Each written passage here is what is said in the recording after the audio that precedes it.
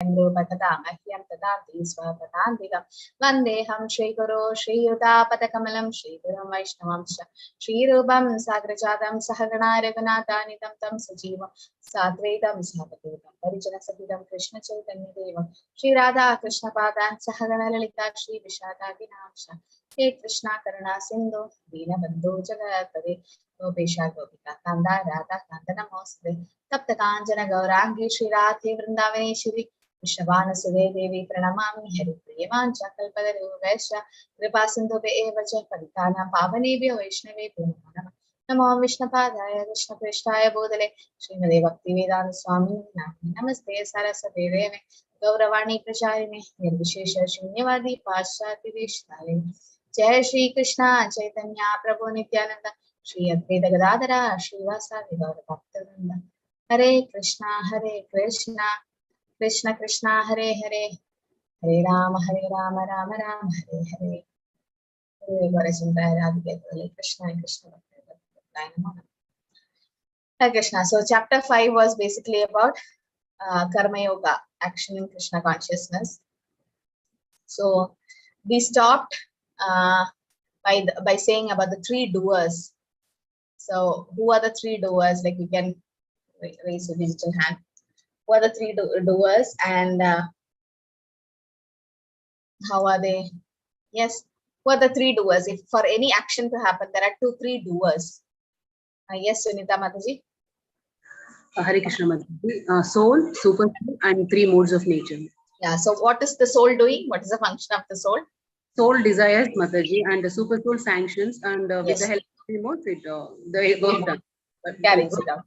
Very good. So that's where we stopped. A quick recap between 5.13 to 15, the relationship between the soul, super soul, and the material modes of nature. We saw that soul desires. Now we have minute independence to desire. Whether should I attend today's class? I can just skip it or bunk it and then go for a movie. So that's your choice. You have the desire. So soul is the one desiring, and super soul sanctions it.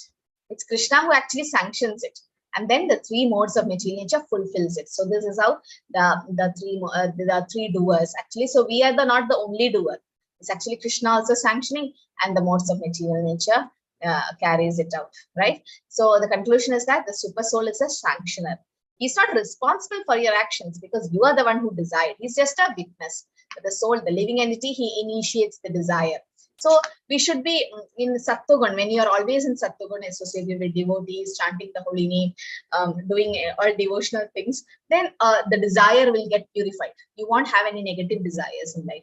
Now you only a stone cannot have desires, but then the desire will be used in Krishna service. Like any desire we have, it will be definitely attached with Krishna somehow. So the modes of material nature are the agents of the Lord who fulfill the desire of the living entity. So Krishna is like a sweet friend who fulfills your desire. But we have a minute independence. We should not misuse that independence. Okay, that we misuse the independence, so that's why we are here. What mistake did we do, and why did we come to this material world? How did we misuse our independence? Yes, Suma Mataji. We wanted to enjoy, Mataji, and we misuse that free will. Enjoy without this material world, Mataji. Free will.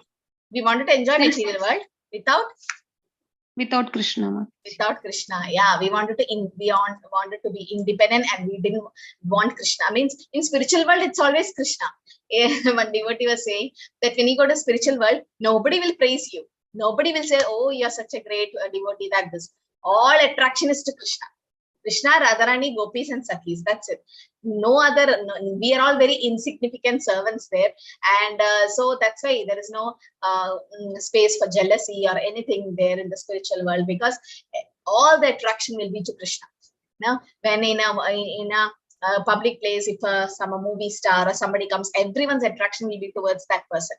So like Krishna is the center of attraction in spiritual world, and there what we do, we have some minute independence. We wanted to enjoy without Krishna. Like always Krishna, let's go and enjoy. Now sometimes you skip the classes and go and enjoy with your friends. So similarly, we had a desire. We all of us sitting in the class had a desire. Let's go and enjoy without Krishna. So Krishna, as a sweet friend, fulfilled the desire by creating this material world. This material world is compared to Dukkhalema Shashvatam, because there is always Dukkha, there is no happiness here. And once we realize it, this is a place actually to realize that mistake, what we did, and we can try to go back. Okay, so once we know this, that the relation between super soul, modes of material nature, and the soul, that's perfect knowledge. One achieves happiness and real peace out of this, because it's Krishna who fulfills it, right? So we were discussing Krishna fulfills even the negative desire of the soul. So we discussed what is the reason, right? Okay, now let's start with 16th sloka. Jnaneshu tu tat ajnanam yesham nashitam atmanaha tesham aditya vajnanam prakashayadi tatparam. When however one is enlightened with knowledge by which nascence is destroyed, then his knowledge reveals everything as the sun lights up everything in daytime. So Prabhupada compares Krishna to sunlight. Prabhupada compares Bhagavad Gita to sun. Now most of the time we see, because the sun, it's when 1,000 torchlights are lighted, still it's not equal to the sunlight. No, because it's so glorious and so huge that it can illuminate the whole world, the sun. So and what happens the moment the sun may not be in horizon, it will be just in the horizon below that, but still the light will start coming up, no? And we can't hide the sun. The clouds are covering your vision, not the sun.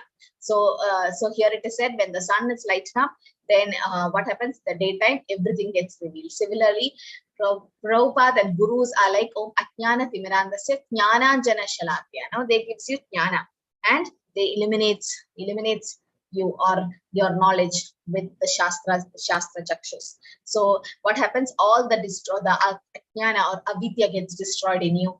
And when you are enlightened with what knowledge? Spiritual knowledge. Okay.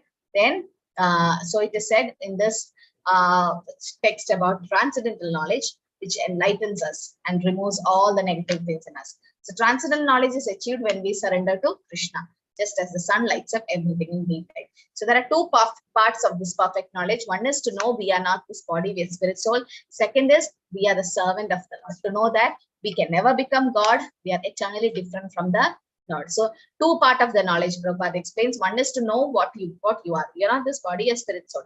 And as spirit soul, we are part and parcel of Krishna, and we need to serve the Lord. And we are different from the super soul. We are not one with the Lord. So two categories of bewilderment and confusion is to identify oneself with matter. Sometimes we identify ourselves with the body, and sometimes to think oneself as God. That is the worst type of masons. That Mayavadis, they feel that I'm Narayan, everyone is Narayan. So that's why the concept of Daridra Narayan. Didn't anyone hear about that? Did anyone hear Prabhupada saying about Daridra Narayan concept? No idea? Yes, Prabhuji, we have heard. Yeah, what is it, Mataji? Yeah, usually people in a way, generally people say that everybody is Daridra. So Daridra, God is in everyone's heart. So everyone is considered as Narayan, Daridra Narayan, even if he is a poor fellow. Yeah. So person is compared to the Narayan. So they say that Narayan. Daridra Narayan. So Prabhupada says, how can Narayan be Daridra?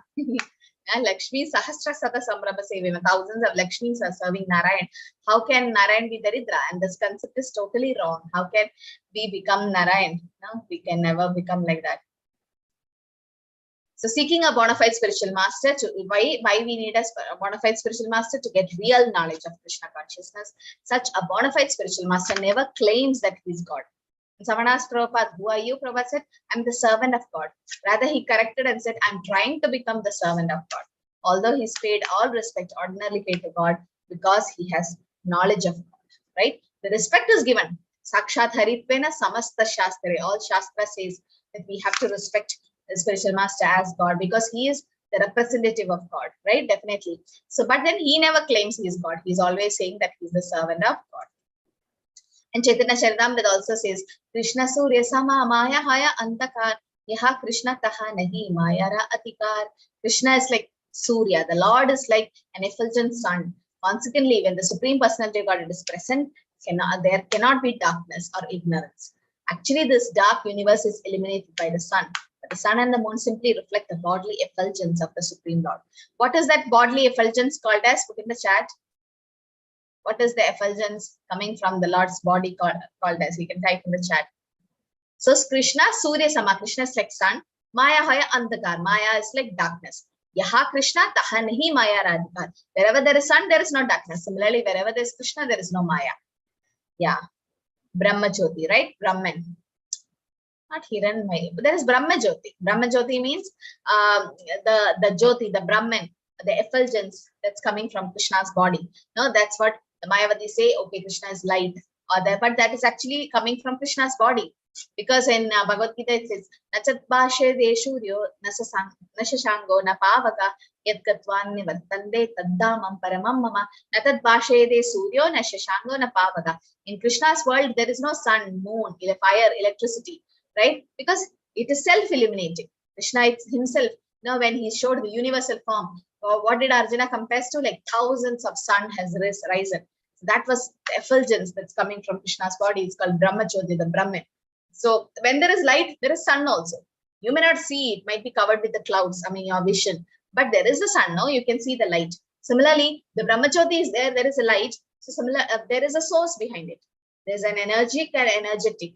So definitely there is the Lord's body, the effulgence is coming from the Lord's body.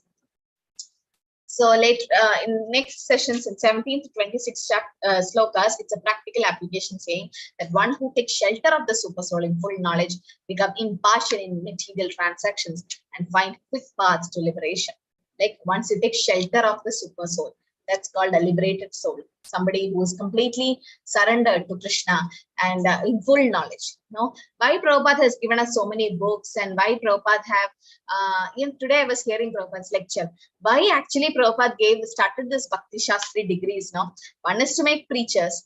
Next is in foreign countries where there were like so many youngsters were getting arrested and so many other things were happening because they were traveling from one country to another and they didn't have visa and so many things, those days, 60s. So Prabhupada said, if you say that you're a spiritual student and you show a certificate that you are a Bhakti Shastri person or something, then they will allow you to go to any part of the world. Those days, something like that. Some concession they used to give because you're a spiritual student. Oh, you're going to that country to get some spiritual knowledge.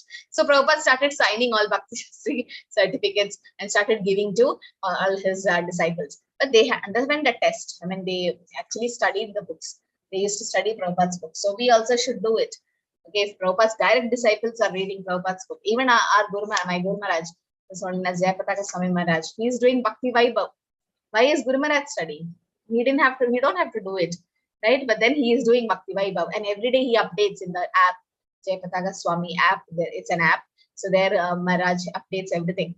So there he updates. Oh, today I read this canto, this chapter, like that. Now that inspires us. Oh, Guru Maharaj is reading Bhagavad. What am I doing? So we also start reading. So the full knowledge. Why Prabhupada wrote this book? So that we get knowledge about the Lord, the super soul, and then we can start our way back to liberation. So that's called Swadhyay. We should all start preparing. So link with previous section, what happens? We have to understand. We understood the relationship between the soul, super soul, and the three modes of material nature. The soul desires, the super soul sanctions, and the material nature carries it out. This knowledge removes ignorance. Once you know that you are not the doer, Krishna is the one who's sanctioning everything, then we become humble. I'm not doing everything. Krishna is doing. We won't take any credit for our good deeds because it's not me who did. That's why when you say to somebody that your class was good, your kirtan was good and all that, they say it's Prabhupada's mercy or it's Krishna's mercy, because it's the Lord who has actually done it, not us. Who is making Krishna, who made Arjuna to fight? It's Krishna. He's just a nimittam. That's an instrument. So when ignorance is removed, the living entity takes shelter of the super soul, attains perfection. So those who are not Krishna conscious in the whole world, they are actually in Maya, and for them, ignorance is not removed. But for those with the help of Vaishnava, when your ignorance gets removed, then you start taking shelter of Krishna. Tad buddhayas, tad atmanas, tad nishtas, tad parayanaha, gachanti apanar avrittim, jnana nirbhuta kalmasha. When one's intelligence, mind, faith, and refuse are all fixed in the Supreme, then one becomes fully cleansed of misgivings to complete knowledge and then proceed straight on the path of liberation. So what happens when your mind, faith, everything. So there are 9 stages, right? Adar Shraddha, Sadhu Sangha, Bhajana Kriya, Anartha Nivritti, Nishta, Ruchi, Asakti, Bhava, Prema, right? So when you have these 9 stages, first is faith, Shraddha. So first your intelligence should be fixed on Krishna, like you study the Shastras. Then automatically when you engage all your senses in Krishna service, your mind gets fixed in Krishna. Then they'll have strong faith. Why are we studying Shastras? So that we don't fall from Krishna consciousness.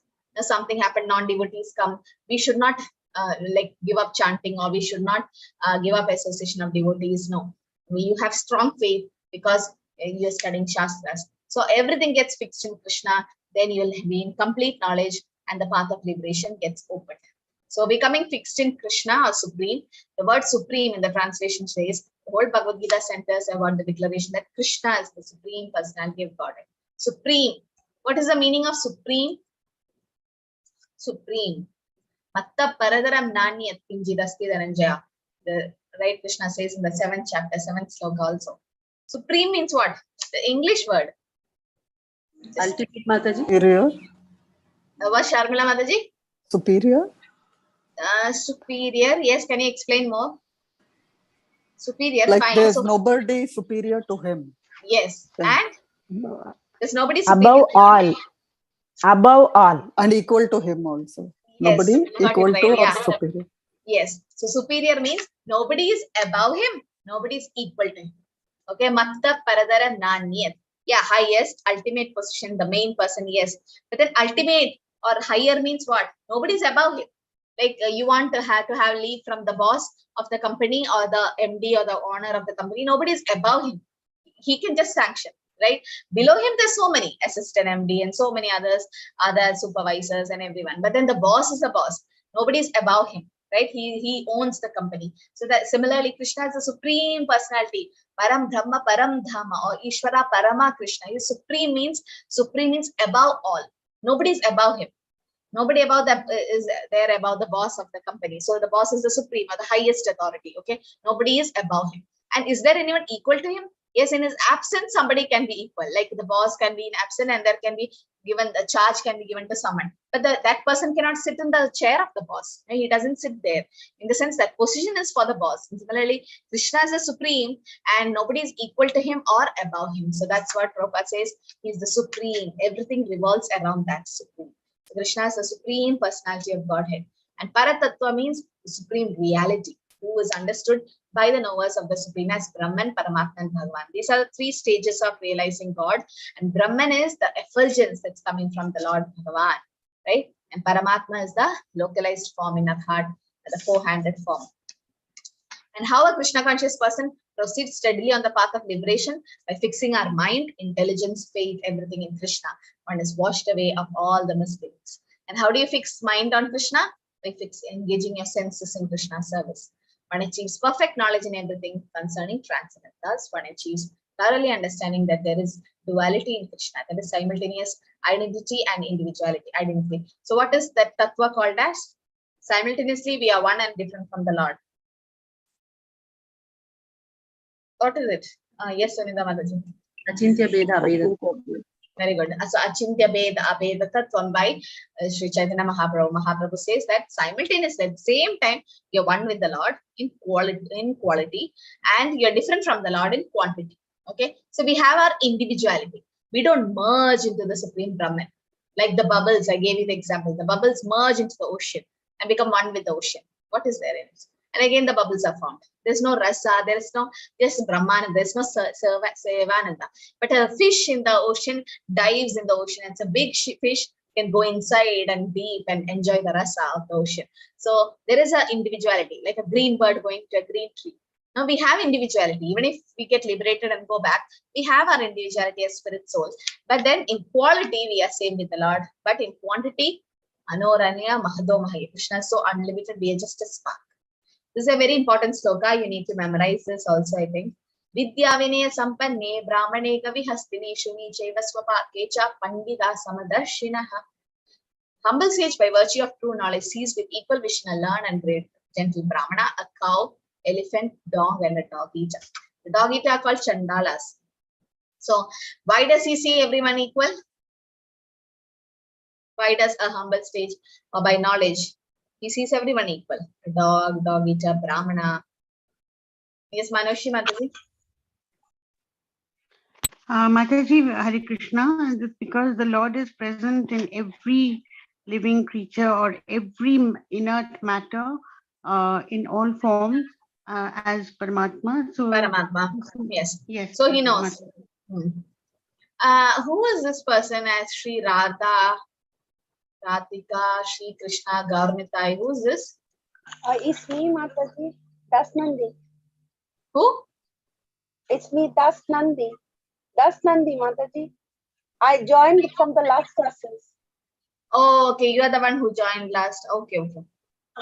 Hare Krishna, Mataji. Hare Krishna. So yes, he sees the Paramatma in everyone, right? He sees Paramatma in everyone, so he sees everyone equal, right? So that's how a Vidya Vinaya Sampanna is. So that's a liberated, self-realized soul. He can see everything and everyone equal.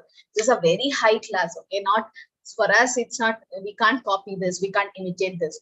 But then a real self-realized soul, a pure devotee, an Uttama Adhikari, he sees everyone equal. Why? He could see Paramatma in everyone. So there is species and caste is the two bases of mundane differentiation. Like we differentiate. But for Vaishnavas, you should not say like Vaishnavara Jadi Buddhi. You should not say a Vaishnava is a white body Vaishnava or a black body Vaishnava or an African devotee or an American devotee. For namesake, when we tell we say like that Indian devotee, but devotee is a devotee. We can't say he's from India or America or someone because we are spirit soul. Doesn't matter.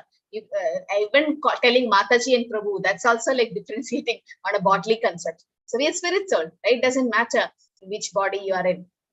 So that's fine. For calling sake, we say Mataji, Prabhuji. But then to say an American devotee or an Indian devotee, or saying that, okay, Brahman devotee or something like that, you should never say that a devotee belongs to this particular caste or particular creed, all that. And that should not be done, especially for devotees. And equal vision means spiritual equality of all living entities as spirit soul. We are all spirit soul. And we know the Lord resides in our heart as Paramatma, right? The soul and super soul in similarity in quality, but different in quantity. This is the Achintya Veda that Mataji was saying. An individual soul is only present in that particular body. Paramatma is present in every body. Which analogy Prabhupada mentions here? I don't think it's in this purport, but somewhere we learned.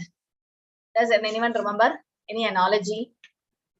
The individual soul knows this body. I think it comes Kshetra Kshetrajna. Comes not here, it's 13th chapter, but anyone remembers any analogy?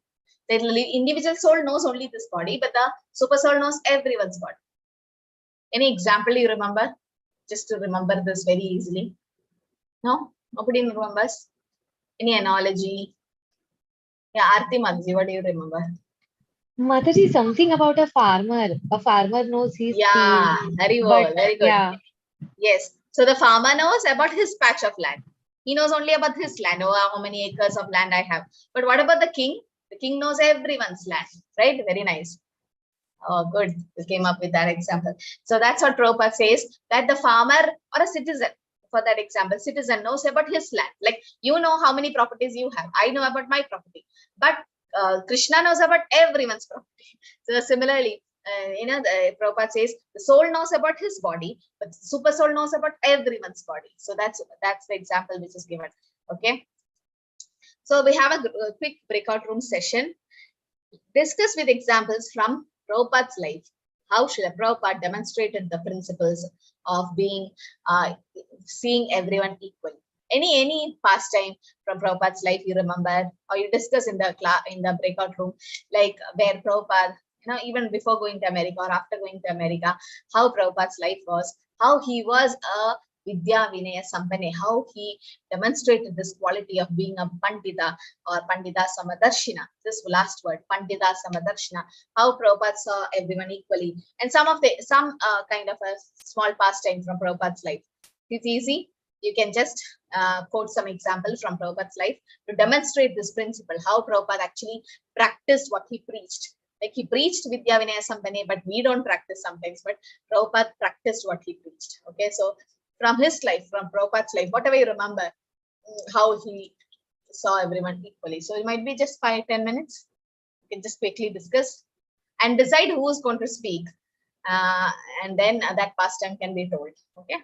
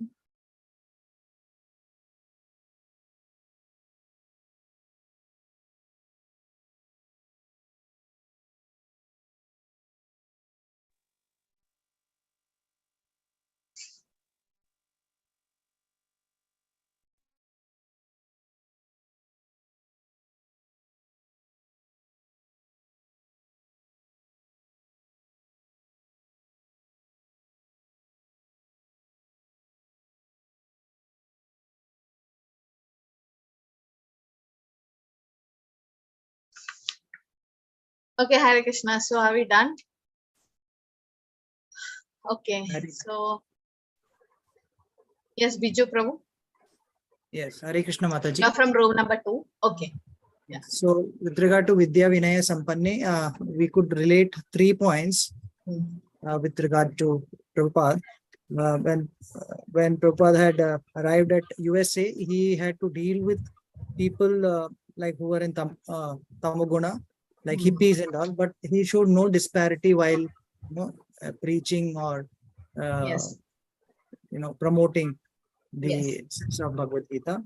Second, what we also understand is sannyasa in India is restricted to only one gender, that is male. But in USA, when he had arrived, there was no gender differentiation shown. There was equality shown to both women and men. So that was the second point. Okay. Very nice. Yes. And okay, so that's third one. Third one was, again, there was no differentiation shown irrespective of the caste or religion when the preaching was done or Mahamantra was being, shared. Okay. So anyone likes to say some pastime? Okay, this is about the general thing which Prabhupada did during preaching. Yes, Ganeshan Prabhu. Hare Krishna Mataji. From room 3. Yeah, Mataji. Yeah, yes. Hare Krishna Mataji. Yes. So I remember an incident that happened when he was in America. People were using high levels of drug and other things. So one time what happened, this happened really, and a young man jumped into the temple and came, and his eyes were really very red and he was fully drugged. And the devotees stopped him, but he was not willing to listen. Then they immediately offered prasadam. And the devotee left after taking, the young man left the temple after taking drug. Every day the devotees used to go for a walk along with Srila Prabhupada, morning walk, and by the time they could see the young man sitting in the park.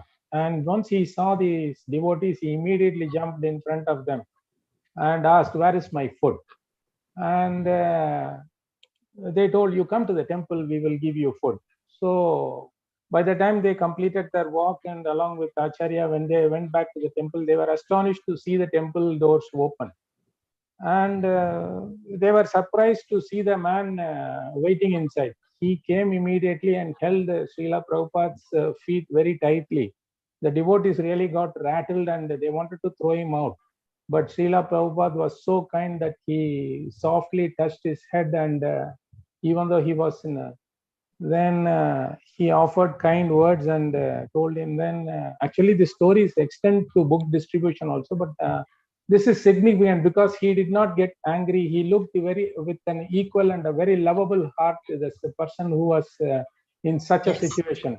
So I would like to quote this as an example. And yes, he became a great book distributor, and finally he says, "Prabhupada saved me." No? Yeah, That's absolutely. what he says, to sell the books. I know. Yeah, so he says, like he sells so many books, and every devotee is like, "What did you do to sell the books?" So he says one sentence, "Prabhupada saved me." So I think that word we can also use. Prabhupada saved us all, right?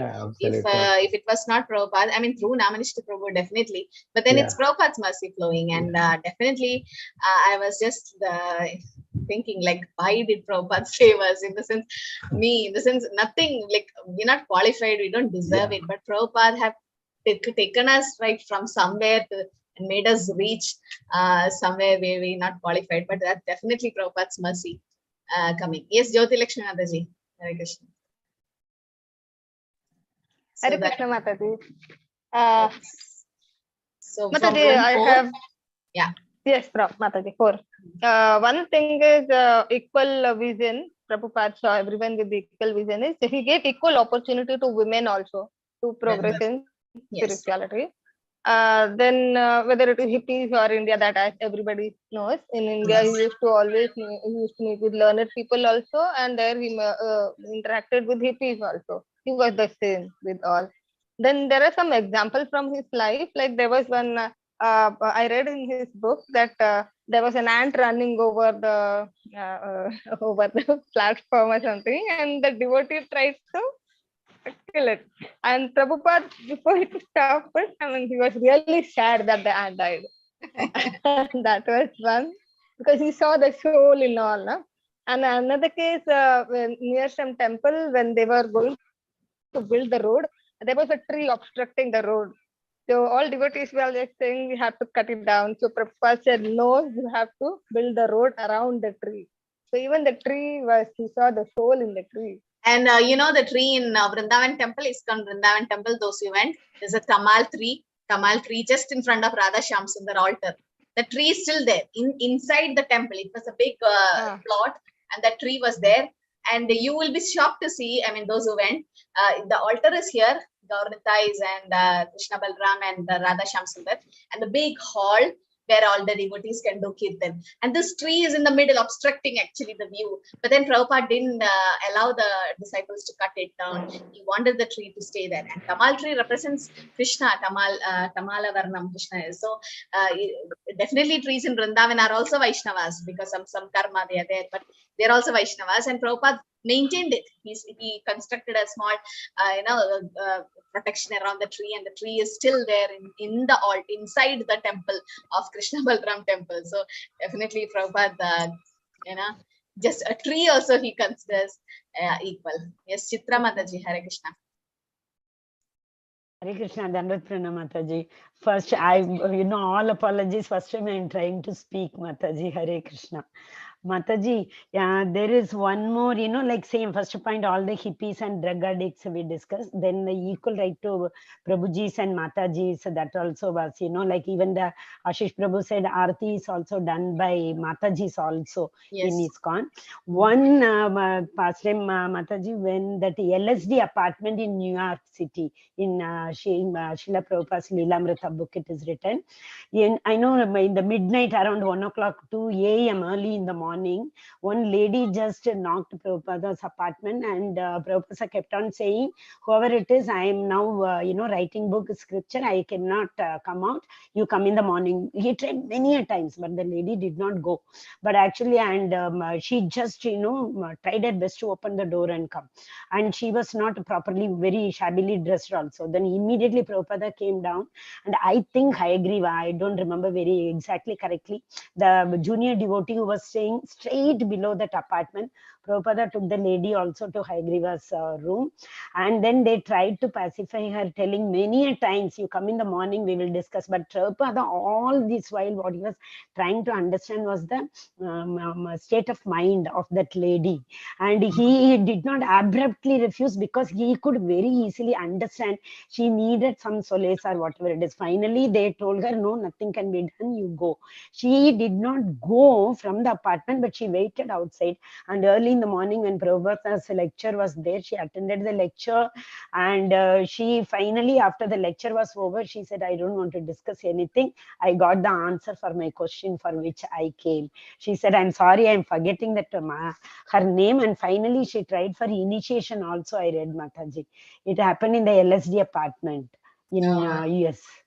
Hare Krishna, Hare. That's so nice, Hare Krishna. Hare So Krishna. Prabhupada is, nobody can copy him, and his mercy is just costless mercy flowing. Yes, even for small kids, like sometimes the kids will be making a lot of noise when Prabhupada gives lectures, but Prabhupada takes special care of the kids, and they decided finally it was disturbing Prabhupada's lecture. So Prabhupada never say them go out or something like that, but Prabhupada takes care of all these boys or girls, young ones. And then you can see in the pictures those days, small kids, many of the Matajis will have babies with them, and then Prabhupada was just giving lecture, and they'll make a lot of noise, and all the Matajis, they decided that they'll babysit the babies, in a sense, because they want to hear Prabhupada's lecture also. And those days, no recording was happening, but they didn't publish the recordings. It was like live lectures those days. So they want to attend Prabhupada's lecture, but then everyone taking off everyone's babies, then sitting in one room rather than not attending the lecture. So they took shift. Like if there are 10 babies, then one day, one mother will sit and take care of all the 10 babies like that. So they started taking shift. So one day Prabhupada was going and Prabhupada saw all the babies in one room and the Mataji was not there. Actually, Mataji was there, but Mataji went to pay obeisances to Prabhupada. Prabhupada didn't see, she was behind him. So Prabhupada so worried. What happened to all these babies? I mean, nobody is taking care of these babies. And once Malati Mataji's daughter Saraswati, she fell into a hot chutney. Like they made a chutney and then it was like tomato or something, so it was boiling, and the chutney was it was some Radhashtami or something, and big vessel, and she was running to the kitchen, and kids, they keep falling, and then she fell into the chutney.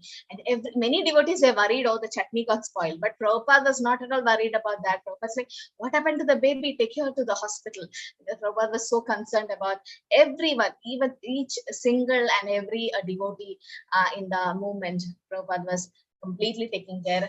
And also, as Mother said about the ants, similarly, there was a housefly, something which was kind of weak and was not able to fly. So Prabhupada was keep observing, and Prabhupada said, get some prasad for the fly. And the devotees got some sweet, and the fly had it, and they flew away. So yes, so that's how Vindhya Vinaya Sampanya, or a great devotee, is. You know, we need to, we can't copy it, but we can just get inspiration from this. And also, this is the qualities which Prabhupada also has, which is given in the third kind of Bhagavatam. Titikshva karunika subhuta sarvadehina ajata shatra vashanda sadhava sadhu bhushana. A symptom of a sadhu or a pure devotee is that he's tolerant, very tolerant, merciful, friendly to all living entities. Suhrada sarvadehina, and ajada shatra, he had no enemies, and shanta, he's peaceful, and he abides by the scriptures. That's the characters are sublime. So this is how sadhava abhushanam. So that's his qualities. So Prabhupada also explains about the different personalities. I mean, you can see how Jesus Christ, when he was crucified, what is the prayer which Jesus Christ was telling? Does anyone know? Because he's a messenger of God. He came to spread the message of God. So definitely Prabhupada mentions about Jesus Christ. But when he was crucified, what did he pray? And what did Haridas Thakur, when he was beaten in 22 marketplaces, what did Haridas Thakur pray at that time? Does anyone know? There are some similarities. Suma Mataji, what was it? Jesus Christ, I'm not sure about that, Mataji. I'll just make a try, Mataji. Jesus Christ said that it is the will of the Lord, so I readily accept it. What did Haridas Thakur say? That I'm not sure. Okay, so nobody knows what Haridas Thakur said? Aarti Mataji? Mataji, is it like to forgive them as they don't know what they are doing? Yes, very nice. So, Haridas Thakur was getting beaten in 22 marketplace by two of the ministers of Ramchandra Khan, or the Kasi. And then what happened? 22 marketplace, they were beating him, but he didn't feel anything, because it was Chaitanya Mahaprabhu who was protecting. And he was praying, Haridas Thakur was praying that, please forgive these two people who are hitting me, because they are doing Vaishnava Aparadh. Right? So Haridas Thakur, because Krishna will forgive any offense done to him, but Krishna will not forgive the offense done to the devotees. So Haridas Thakur, being a pure devotee, he prayed, please forgive them. Don't give them any offense. I will take all the offense. Similarly, Prahlad Maharaj also said the same thing, right? Gave all the sin, like Vasudeva Datta, like give all the sins to me. That's how a pure devotee is. The Pandavas also, there was, how Kunti Maharani prayed, that give distress again and again, so that we can see him again and again. Ihaivatayirjitash sargo yesham samye sthitam manaha nirdosham hi samam brahma tasmat brahmani te sthitaha. So those who can't read the whole Lilamrita, like 7 volumes, can read that small book, no? It's called Prabhupada by Satswarup Das Goswami. It's like just one volume. It's a summary of the Lilamrita. So just go through it. Very nice book to read. So those whose minds are established in sameness and equanimity have already conquered the conditions of birth and death. They are flawless like Brahman, and thus they are already situated in Brahman. So that's the Brahma Bhuta Prasannatma stage.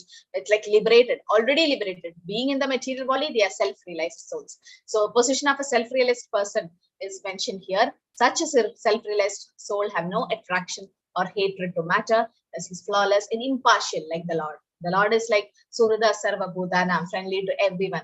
Similarly, a pure devotee is like that. The equanimity of the mind. He sees everyone equal. That's a sign of self-realization, right? At such a stage, one is considered to have conquered the material conditions of birth and death. So that's why he is called a pure devotee or a Uttamadhikari. And on the spiritual platform, they are free from all attraction and hatred. They are not attracted to any material things. They are not hating any material things because everything is given by Krishna. And whatever is by destiny, Krishna decides, they accept it. Okay. So that's how a pure devotee is. Even the Goswamis are like that.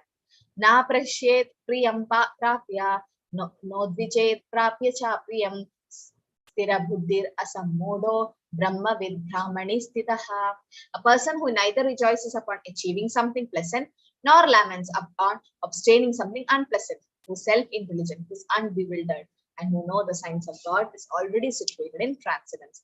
The next slokas, Krishna is explaining how a pure devotee is already in knowledge and he is not bewildered, and he accepts things as it is, and also if it is taken away, he don't lament, right? Na shoshadi na kamshadi, brahma bhuta prasannatma, na shochadi na kamshadi, samasarveshu bhuteshu matpatti parade labat. So Krishna says, no, like who doesn't hunger for things, who doesn't lament for things, that person is very dear to the Lord. So he's unbewildered, he's in transcendence. Vayasparshesh asaktatma vindadi atmani yat sukam sabrahma yoga yuktatma sukam akshyam anu ashnude. Such a liberated person is not attracted to material sense pleasure, but is always in trance, enjoying the pleasure within. In this way, the self-realized person enjoys unlimited happiness, for he concentrates on the Supreme. So outside, so many distress can happen for Prahlad. So many distress happened, but inside it was really peaceful and calm. In the Pandavas, any pure devotee you take, outside there will be so many confusions and things, but then inside they are enjoying unlimited happiness, right? So here, stira buddhi or steadiness of mind, asammuda and unbewildered, these are all symptoms of a self-realized person.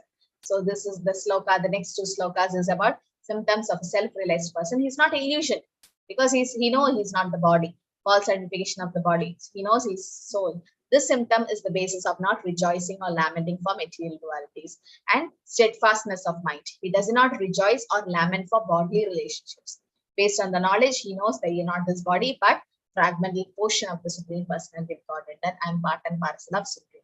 Then he is unbewildered because he is not misidentifying the body as soul, not take body as permanent. The body is not permanent, right? Sometimes. Do I have a network issue? You can't hear me? Mataji, we can hear you. Yes, Yeah, ma'am. might be Biju Prabhu, you just check from your side. Okay. So again, next about self-realized person, it is said that they are not attracted to material sense pleasure. They're always in trance. Okay. Anyone knows the example what Yamunacharya says about a higher taste in this purport?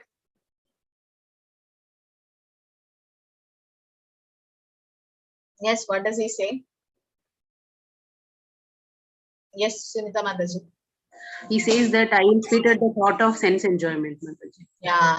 So that we will spit, if you lose the taste in that sense enjoyment, and then you spit around it. So that's what Yamunacharya says. So the one who is absorbed in Krishna consciousness lose taste for sense pleasure. So one can work with great vigor without sex pleasure, which he avoids. So he knows in material world, they think sex pleasure is the highest, but a self-realized person, it is said he spits when he hear about that, because spiritual realization and sex pleasure doesn't go hand in hand, it goes ill together. That's why we have, Krishna says, dharma aviruddha kamosmi, right?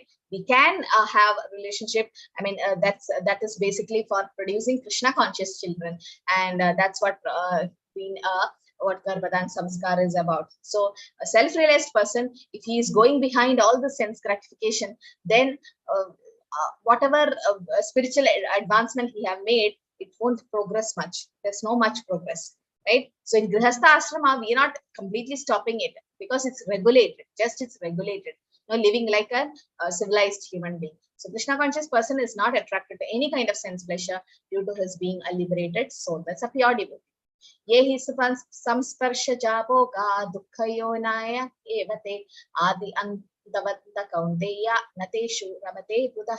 An intelligent person does not take part in the source of misery, which are due to contact with material senses. O son of Kunti, such pleasures have a beginning and an end, and so the wise man does not delight in them. So material happiness, I have a phone, and then after a few years, it's destroyed, or a car, After a few years, it's gone. So material things, everything has a beginning and an end, right? So a self-realized person does not take part in it.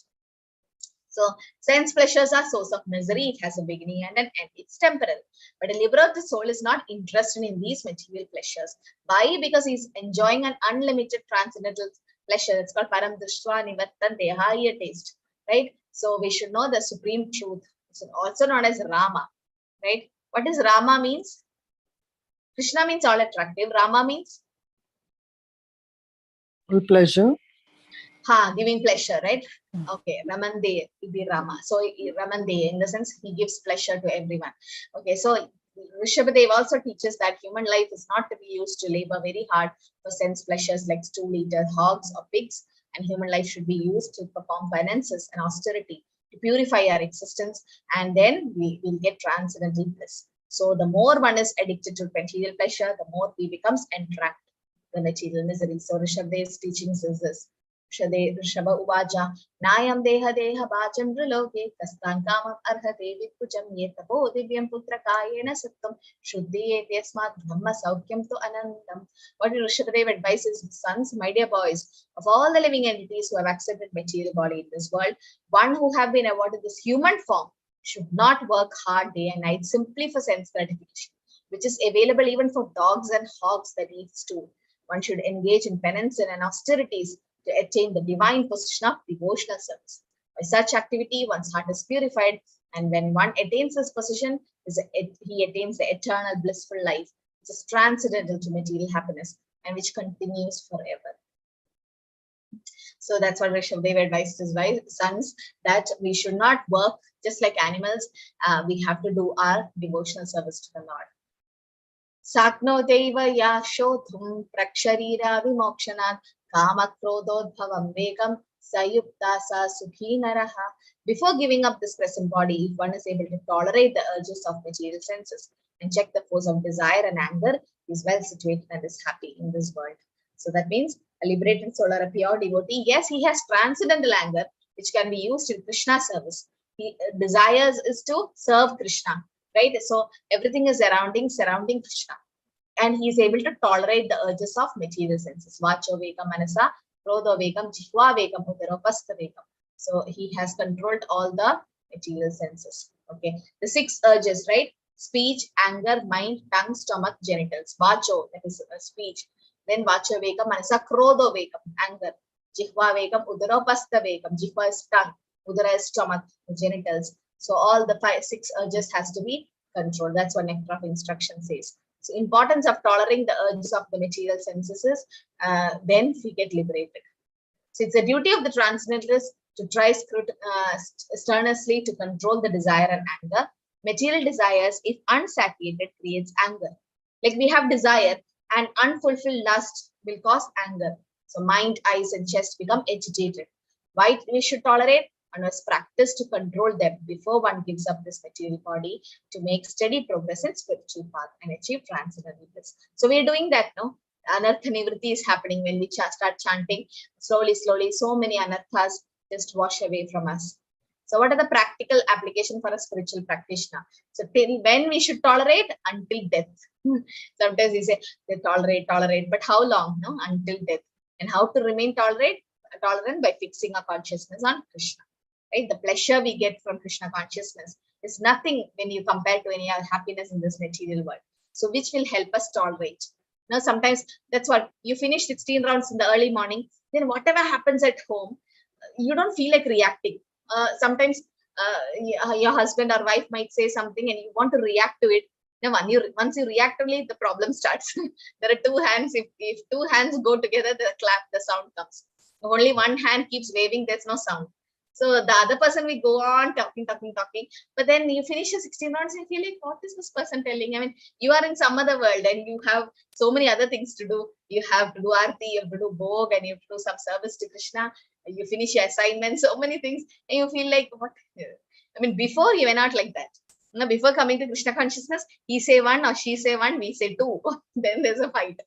And but now, those are grihasthas and who knows, Yes, the devotees also have issues at home, but it's like a cool way. I mean, it's better than a karmi, right? So as we come to Krishna consciousness, we know. So we can check ourselves.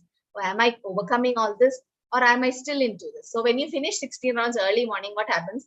The whole day, you don't feel like going into an argument. You feel like feel more happy and peaceful in the mind and heart. So that really helps us. Yes, in between, there are situations where we have to respond when somebody blasphemes a devotee, blasphemes the Lord. And some situations, yes, we have to respond, but then don't take it to an argument. So that will help us to remain peaceful. Yo anta sukha antar aramas tadantir jyotir evaya sayogi brahma nirvanam brahma bhuto adigachati. One whose happiness is within, who's active and rejoices within, and whose aim is inward is actually the perfect Christian. He is liberated in the Supreme and ultimately he attains the Supreme. So once an earthquake was happening, some Bhagavad Gita was going on. So the speaker was speaking, he's a nice devotee, and all the way sitting. And the earthquake happened, the whole building started shaking. Everyone started running out, except the speaker. The speaker was sitting inside. And after 5 minutes, everything settled. They all came inside.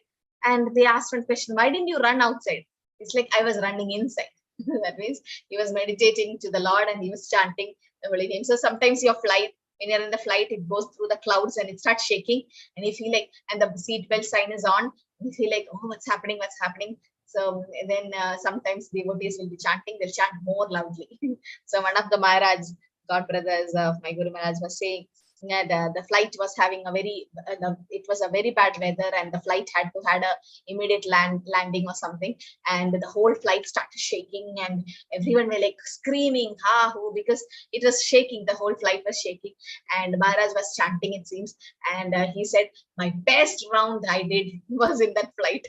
Because I was thinking, I'm going to die now, let me chant so loudly, and so many around him also like started calling Krishna, and he said, that's the best round I did because I was loudly chanting. And anyway, one day we have to go. So that if Krishna is giving me indication that you're going to die in 5-10 minutes, Katvanga Maharaj had 1 minute, so he started chanting, but it had a safe landing, but he was saying that was the best round he had. So he was going inside. So somebody who's going inside there because he knows the real happiness inside, right? So one gets the strength to tolerate the essential urge by focusing his happiness on the Lord inward. So that's a Brahma Buddha stage or a liberated platform.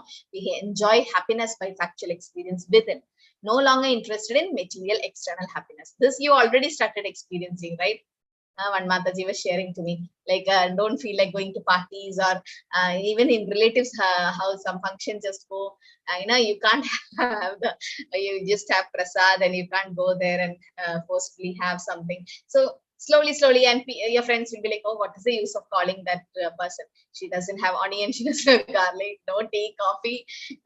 Then they only started excluding you, and then you become like into more towards devotees. But when you meet devotees, you're very happy. Any yatra and you want to go to some temple and some Bhakti Shastri, you're so happy to associate. Because all like-minded people, you can share about Krishna, non-devotees can understand that. So no longer interested in material external happiness. So Prabhupada says, if you want to know how you are advancing, you can just check yourself. Don't ask anyone. Why I'm not advancing? No, you are advancing. You're really advancing. Don't think that studying so many slokas is advancing. That's nothing. That's just memorizing and cramming. That anybody can do. The real advancement is, are you getting detached from all these material things, and are you getting more attached to Krishna and his devotees and Krishna Katha? Then you are advancing. So practical application is, one must get a higher taste. You started getting, that's why you are here in level 5. Param Drishta Nivartande. We need to hear, chant, and have good association. Otherwise, we will be unable to tolerate the urges of senses over time. So association is very important. Very important. Association. Today, many messaged me that they could complete 16 rounds before 7 a.m. I was so happy. And Namanishta Prabhu is like determined. He's like, I want to make everyone chant 16 rounds before he makes everyone in the temple also sit and chant, and everyone can associate and keep chanting, so that with association, it's easy to do. Alone, it's difficult. We have just 4 more slokas. Labante Brahma Nirvanam Rishaya Shena Kalmashaha Chinna Dvaidaya Datmana Sarva Bhuta Hide Radaha. Those who are beyond the dualities that arise from doubts, whose minds are engaged with it, who are always busy working for the welfare of all living beings, and who are free from all sins, achieve liberation in the Supreme. Okay, so dualities means, what are the dualities? You know, what are the different dualities in our life? Dualities means to Happiness and distress. Yes, pleasure and distress. Then Aarti Mataji, Heat and yes, heat and cold. Yes. Profit and gain. Sorry, Profit, loss. gain, yeah, Loss. loss and yeah. Material ventures of failure. What, Pain Manishi and- Mataji? Mataji, we may undertake some materialistic endeavor in which we may succeed or fail, but we remain in equanimity, whatever the result. Not that I can, but I'm just saying this is one Yes, of yes, the. that's how. Yeah, one of the qualities of a pure devotee or liberated being is he tolerates all these dualities in life. As Krishna says, Matra Sparshasta Kaundeya, Shitoshna Sukaduktamata, Agama Paino Anityam Stam Vidakshasa Bharata. So Matra Sparshas, like how summer and winter keeps changing, similarly distress and happiness keep coming, and a self-realized person is not disturbed from this, right? Whose mind is engaged within, he knows everything is Krishna's mercy, and who is always busy working for the welfare of living entities. This is preaching actually.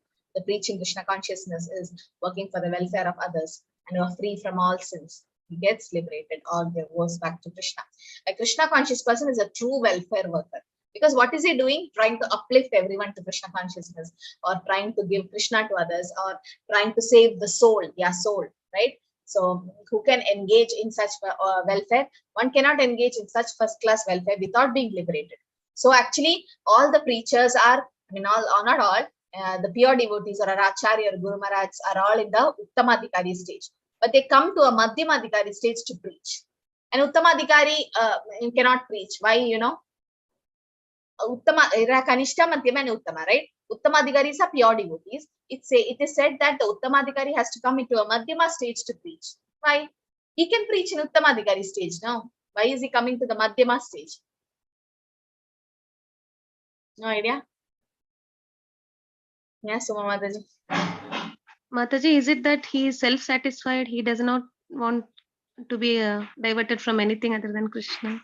No, that is Bhajananandis. Bhajananandis are like that, self-satisfied, and no, they are devotees, but they come from the definition of an Uttamadhikari. They come down. Adish Prabhu. Hare Krishna Mataji, because the Uttamadhikari stage, they see that they are like everyone are devotees, but they are not like everyone are devotees, but they are not devotee. Yeah, excellent, super. I was just waiting. You were silent today. Very nice. That's the answer. So an Uttamadhikari thinks everyone else is a devotee except me. So he can't preach.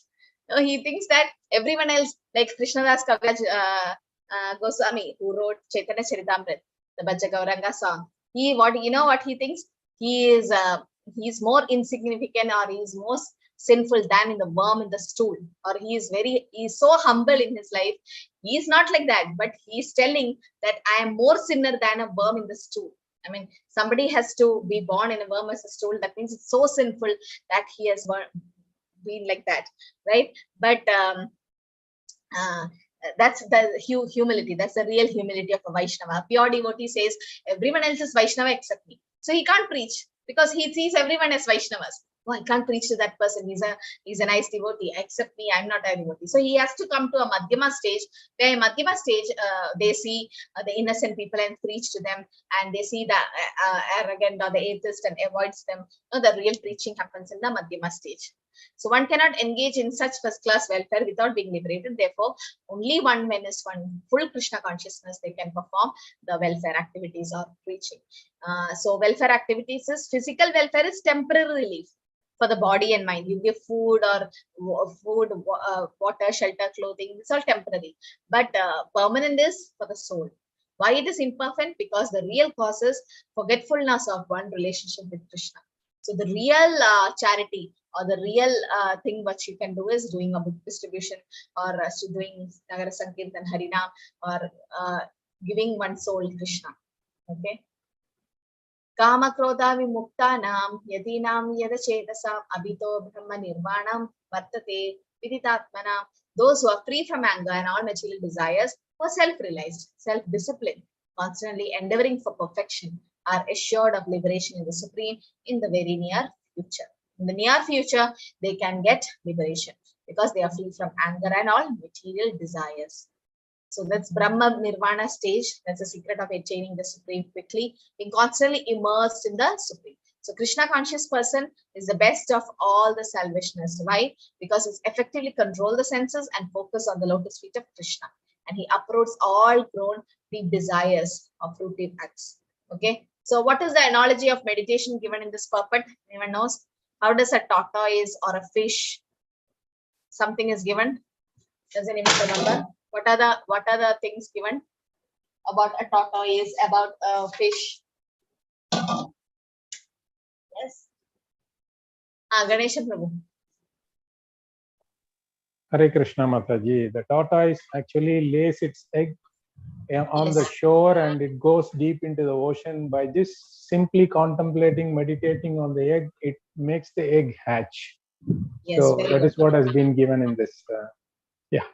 What about a Hare fish? Krishna. Fish. And, That's also given, na? this immediately fish brings up its offspring simply by looking at them. Looking at them.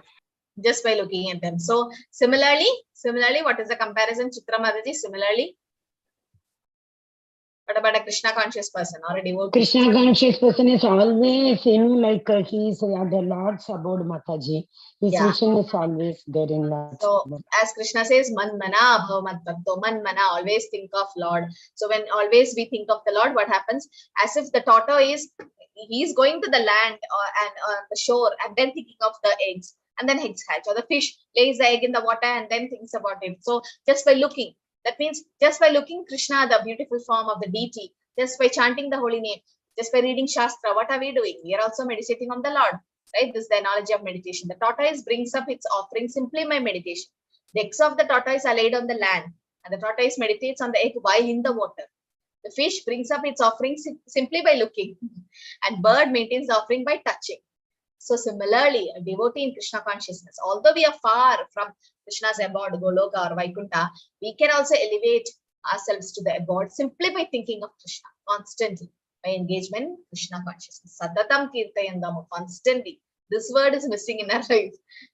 Someone said, no, to Prabhupada, sometimes I fall in Maya, what to do? Prabhupada, I mean, most of the time I'm in Krishna consciousness, sometimes I fall in Maya. And Prabhupada's like, not sometimes you fall in Maya, most of the time you're in Maya, sometimes you fall in Krishna consciousness. Similarly, when we chant our rounds, we are in Krishna consciousness. When you are offering bhog, we are in Krishna consciousness. We're reading Shastra, we are. But rest of the time, Maya. Maya is capturing us, no? So that's how our life is. But then slowly we see that devotees in their life that 24 hours thinking about the Lord, like how a tortoise is meditating on the eggs, fish bringing up the offsprings, bird. So this is all there. So similarly, when your mind is fixed on Krishna, constantly thinking of the Lord, Prabhupada just said, I am a conditioned soul, but now I am liberated because I am constantly meditating on the teachings of my Guru Maharaj. So that's also Krishna's order only. So thinking about Guru means thinking about Krishna. Brahma Nirvana, the stage of absence of material miseries due to being constantly immersed in the Supreme. Miseries keep coming, but the devotee is not affected by that. Chakshushchaivantare bhruvo pranapanav samaukritau nasabhyantar acharinav yadendriya mano buddhir munirmoksha parayanaha vigattecha bhayakrodo yasada mukta evasa. Did I miss a line here? And from the Veda page 16. Mataji, 27th shloka is something else given, Mataji. Sparshan kritva bahid brahman, that is given, Mataji. 27. Yeah, I missed that line. This line is missing.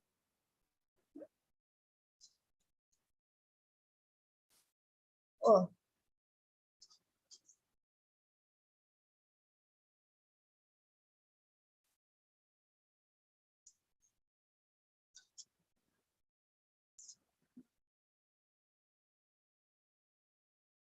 Oh, the first line is missing.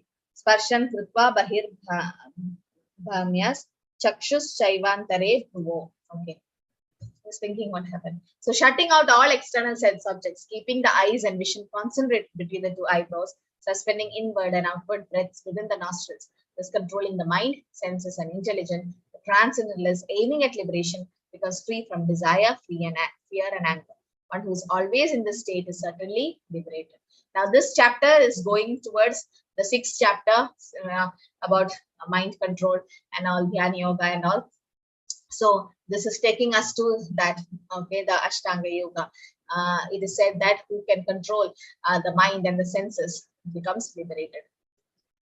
But the yogis, they do it in different way. Bhakti yogis do it in separate. So this is just a preparation to go to chapter 6. So it is a pre-explanation on Ashtanga Yoga. Krishna consciousness as a transcendental position of liberation in Supreme, and it includes one understand one's spiritual position, that we are spirit soul, or part and parcel of Krishna, or servant of Krishna, and that Lord is the Supreme Soul, and we are qualified to feel the presence of the Lord everywhere. And Ashtanga Yoga helps by the 8-fold means, like becoming free from fear, desire, and anger, control the senses, mind, and intelligence, and feel the presence of Super Soul.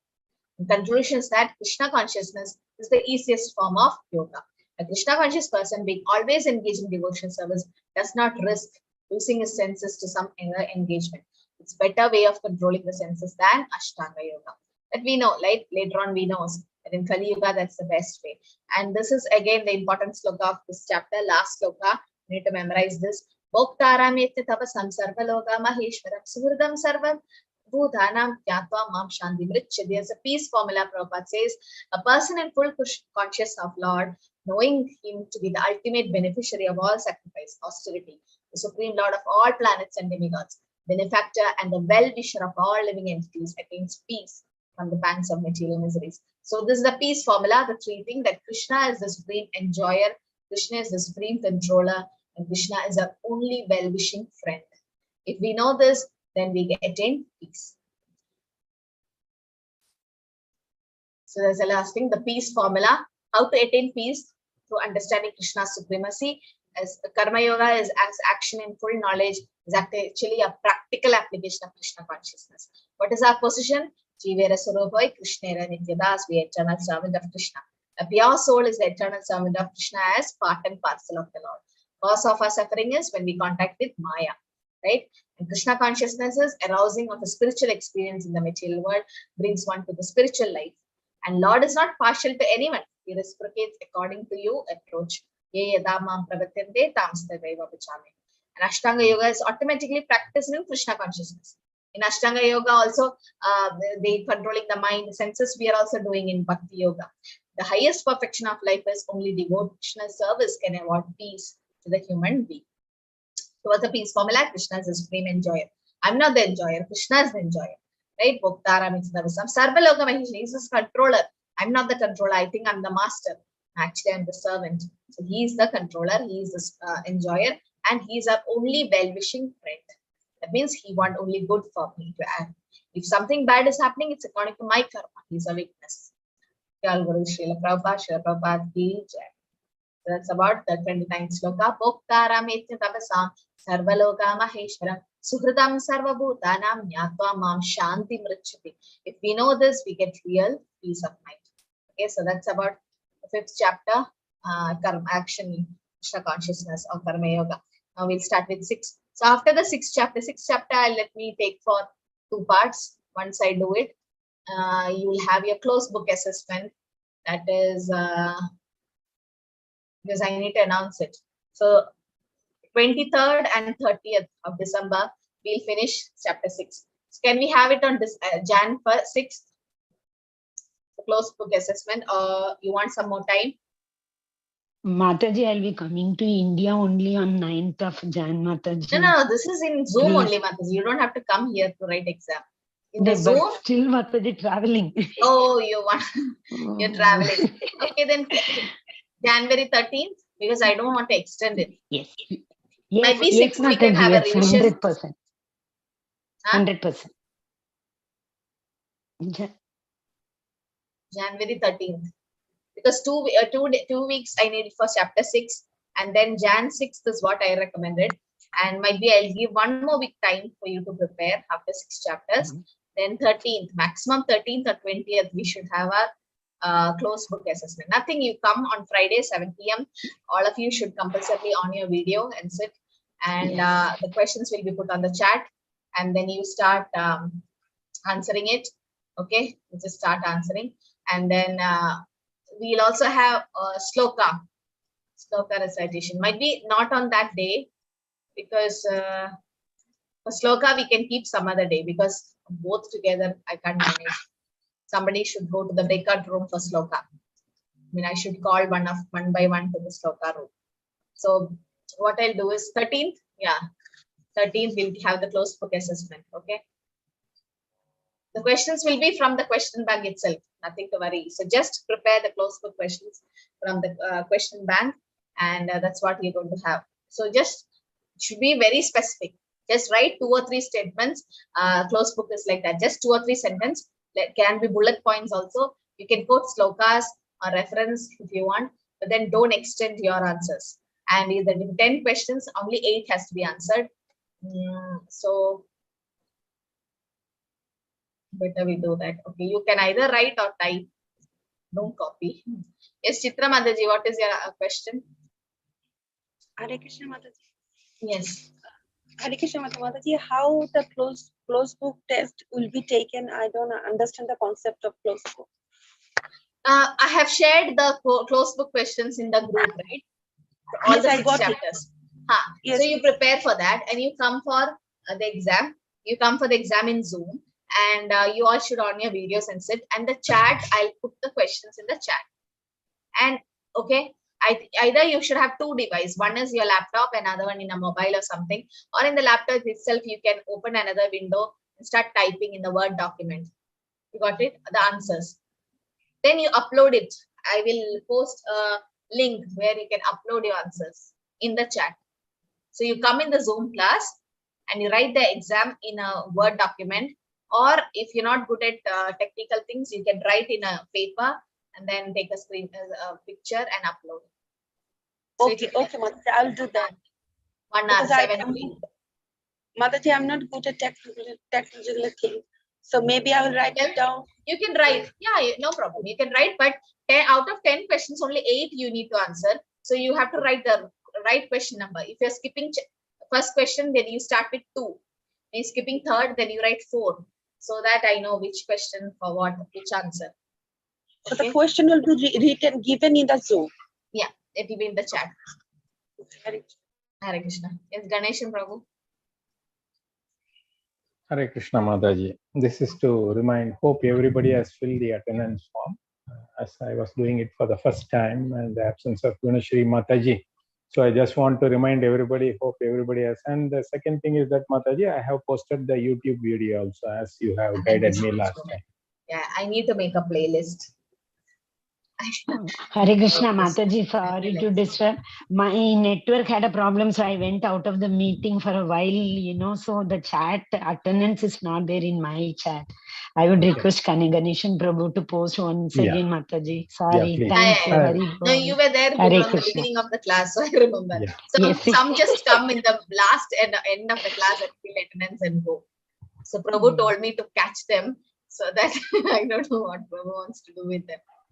Okay, yeah, exam will be of a short questions, not long book. Long question is open book. Okay.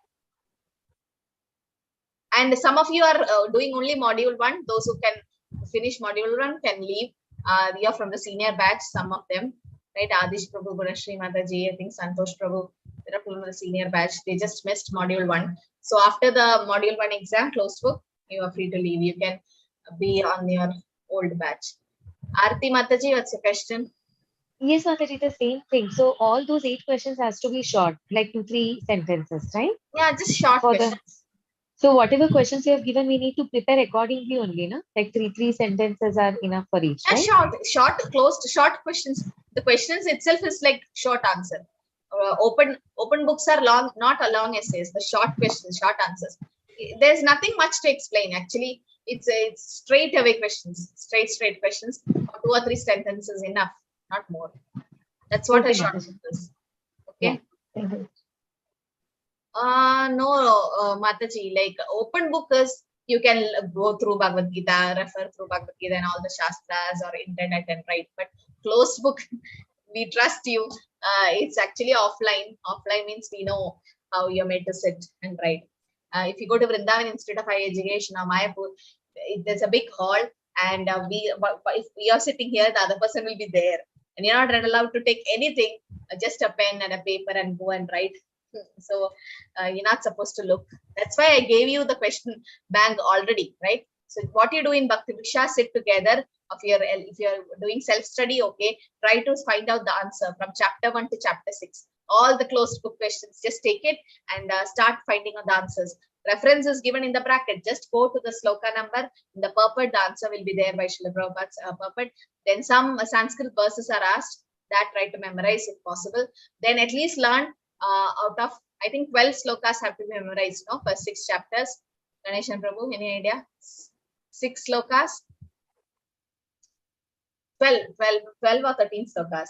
So in that, at least Mataji, sorry, Mataji, I was first 6 just chapters, replying how many to that. slokas you are supposed to memorize? Yeah, just a minute, Mataji, I'll tell you. 12 or I have it in my. You should learn at least 3 or 4 slokas. 1, 2, 3, 4, 5, 6, 7, 8, 9, 10, 11, 12, 13, and 13 slokas, Mataji, including slokas. So, including the first one, no, which is not mentioned in this. Yeah. So some Bhakti Shastri teachers are very strict. All the 13 slokas you're supposed to learn, and they just ask you the sloka number and then you need to recite. But I give you some liberation because some have problem with sloka chanting. So at least memorize 3 slokas from chapter 1 to chapter 6. Okay, the 1.1, 0.1, 2.7, 2.13, whatever you like, and then come into the Zoom and recite. Mataji, yesterday the question bank which you gave, na, like suppose chapter 2, it has 20 questions closed book short, and then 20 I think long. So then those long we need not practice only, right? Every chapter, in fact, there are closed book short. So chapter 2 has 40 questions which you gave yesterday. So we need to practice only the short ones. Yeah, actually for closed book, it's only short ones. So only short those we need to practice. This is all up to the evaluator. I can decide whether I have to take open closed one or open ones. But to make it easy, might be just short ones will come. I don't know. If I am preparing the answer question bank, question paper, then I can do that. But if some other teacher is preparing, then I don't know. Anything can come from that question bank. Chitra Mataji, Hare Krishna. But try to prepare close book ones first. Yes, Mataji. Mataji, this assignment we can submit by next Friday, right, Mataji? Yeah. I just gave you one more week, next Friday. Okay. Thank you, Mataji. How many, Mataji? 2-3 pages sufficient, right? 2 is enough, not more. Okay. Thank you, Mataji. I was going through one Mataji's answer sheet today. She's not here. It was very nice, very wonderfully quoted, all the slokas and all quoted. Okay, yes, Mataji. The sloka number is given in the WhatsApp group. Prabhu have shared. Did you get it? Mataji, is it possible to note that which slokas we need to memorize? Prabhuji, Mataji, I haven't got it. Ganesh and Prabhu, can you post it again in the group? Yeah, we'll do it. The PDF. Certainly, yeah, I'll do it. I'll share it again. Yeah. Okay. This time open book question is little tricky, right? I was just going through which question to post, and I was going, and everything looks very easy. And this batch is a very intelligent batch, not like the other batches, which all elevated devotees. Mataji, best part you gave Brahmarpanam Brahmahavir, Mataji. That leads to, it's like Saramsha of so many slokas, beautiful sloka you picked up, Mataji, this time. Yes. Thank you. Okay, so next 2 more classes we'll have chapter 6, and after that 1 week might be I'll give a break to study. You study that, and then might be we can do some revision on 6th Jan 6th, or the whole summary, and then on 13th. Okay, so I'm fixing the date on 13th Jan. We'll have our first closed book assessment. Because I need to tell Prabhu also next 13th. Yeah, 13th Friday. So. It's a small batch, so we can give only one date. If it's a big batch, we could have given 2 dates. Okay, Hare Krishna, everyone. I think we can end here.